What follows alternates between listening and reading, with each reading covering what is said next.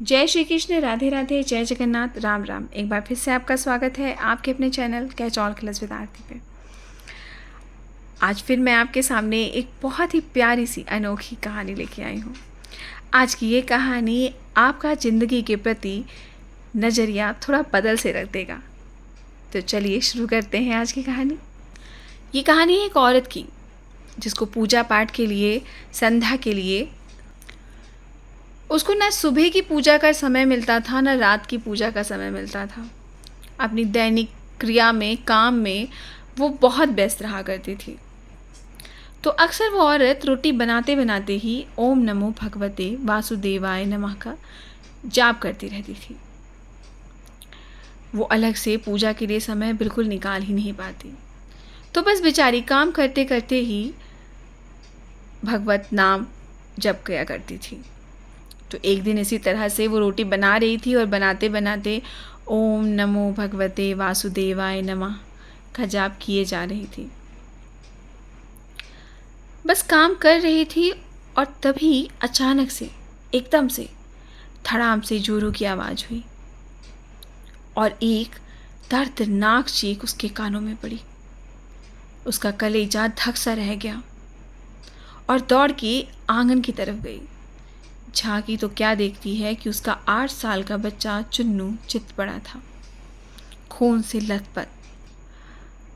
मन में तो बहुत आया कि दहाड़े मार मार के रो ले, पर उस समय उस घर में उसके अलावा कोई था भी तो नहीं, और रोकर बुलाती भी किसको।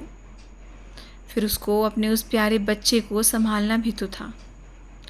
दौड़ी और दौड़ के नीचे गई, देखा चुन्नू आधी बेहोशी में माँ माँ की रट लगाए हुए है। अंदर की ममता ने आंखों से निकलकर अपनी मौजूदगी का एहसास करवा ही दिया।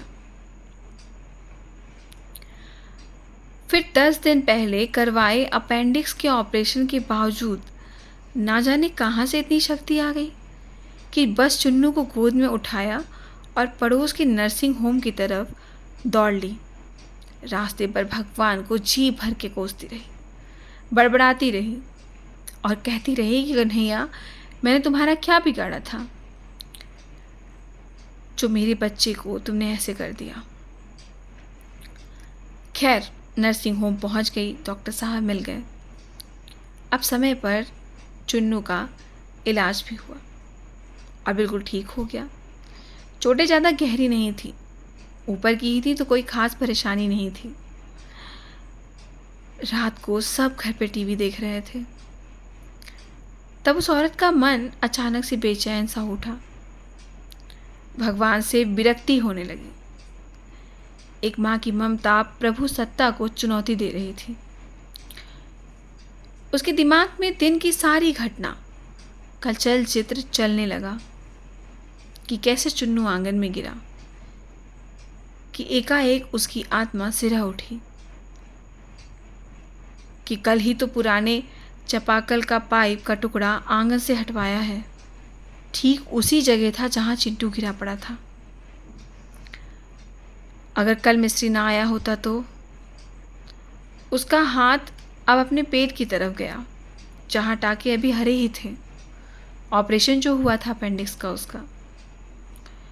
आश्चर्य हुआ कि उसने 20-22 किलो के चुन्नू को उठाया। अब तो उठाया कैसे?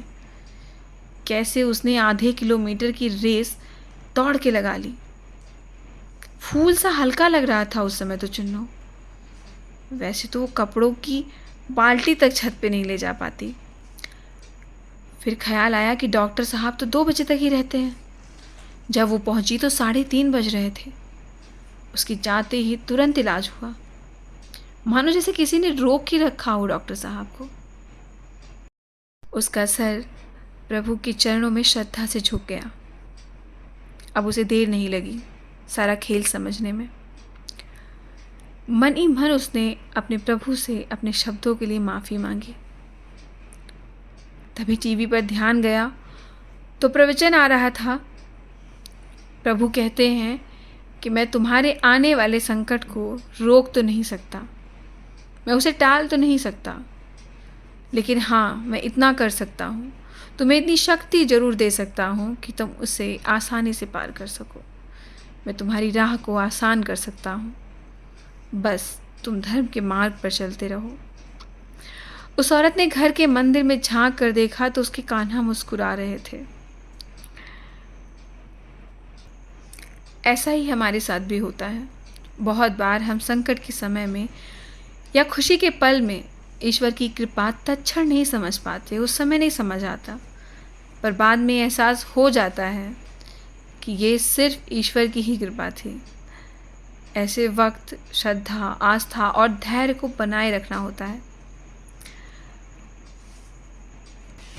और अपने भगवान पे, अपने ईश्वर पे अपनी आस्था को बिल्कुल भी डगमगाने न दीजिए। आप भी भगवान का संकीर्तन करने का अगर अलग से समय नहीं निकाल पाते, नाम जप का समय नहीं निकाल पाते, तो जो भी काम कर रहे हैं उस काम को करते करते ही प्रभु को धन्यवाद देते रहिए और उनका नाम जप करते रहिए।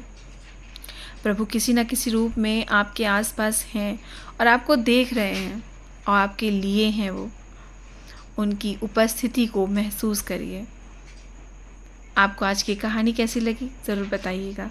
फिर मिलेंगे ऐसी ही किसी कथा, कहानी और किस्सों के साथ। तब तक के लिए जय श्री कृष्ण, राधे राधे, जय जगन्नाथ, राम राम।